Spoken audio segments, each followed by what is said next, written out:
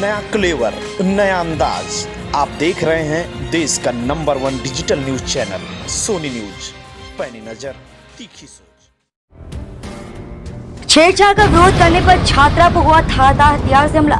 छात्रा अस्पताल में भर्ती, आरोपी हुआ फरार। कानपुर देहात में छेड़छाड़ का विरोध करने पर युवक ने छात्रा पर धारदार हथियार से हमला कर दिया। छात्रा गंभीर रूप से घायल हो गई, जिसे उपचार के लिए कानपुर के एक निजी अस्पताल में भर्ती कराया गया। पुलिस ने छात्रा के परिजनों की तहरीर पर मुकदमा दर्ज कर लिया, लेकिन आरोपी अभी फरार है। उत्तर प्रदेश की योगी सरकार महिलाओं की सुरक्षा के लाख दावे करे, लेकिन प्रदेश में महिलाएं सुरक्षित नहीं है। आए दिन महिलाओं से छेड़छाड़ व मारपीट की घटनाएं देखने को मिलती है।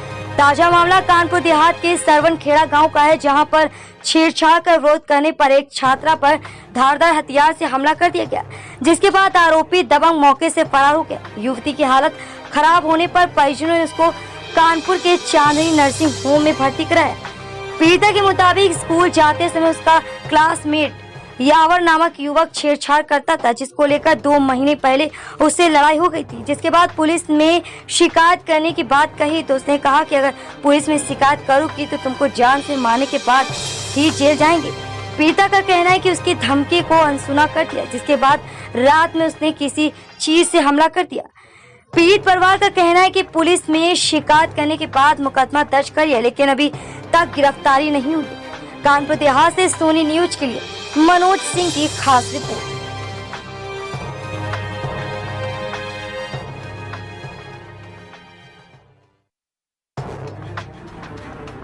क्या हुआ, क्या मामला है? 2 महीने पहले मेरी उससे लड़ाई हो गई थी। मुझे छेड़ता था तो मेरी लड़ाई हो गई थी। मैंने बोला हम पुलिस लिखवा देंगे, तो उसने बोला अगर पुलिस लिखवा देंगे तो हम तुम्हें काट डालेंगे, ऐसे नहीं जाएंगे, तुम्हें काट के जाएंगे जेल।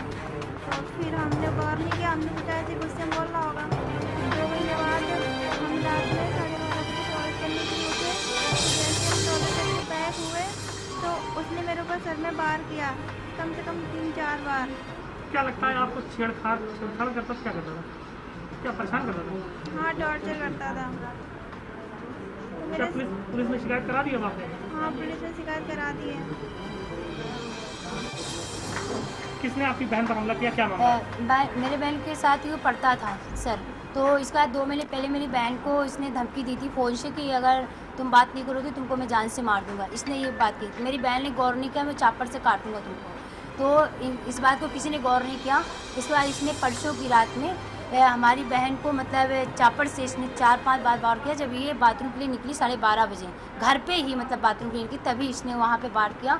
इसके बाद जैसे मतलब वार करने के बाद ये कमरे को भगी एकदम से, तो ये कूद के भाग गया। बस बात ये थी। और इसके आगे पुलिस में शिकायत कर? हाँ, पुलिस में मैंने कल शिकायत करने गई तो उन्होंने मेरा मुकदमा मामला दर्ज हो गया? हाँ, मामला दर्ज हो गया। मैं जब आज SP ऑफिस के पास सर के पास गई तब उन्होंने मतलब अरेस्टिंग आर्डर के लिए बोला है। तो उन्होंने कहा कि आज से कल तो उसको अरेस्ट करेंगे। और कल जब हम लोग गए तो 6.5 साल में बैठा। ये बताइए कि बहन की हालत कैसी है? मेरी बहन की हालत तो फिलहाल वैसे देखा है तो नाजुक है उस हिसाब से।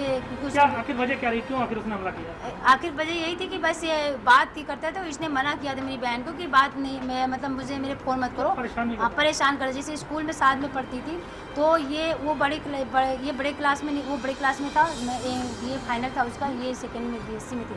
तो जब इसे आती तो रास्ते में छेड़ता था, कभी परेशान धमकी देता था उसको मारने के लिए।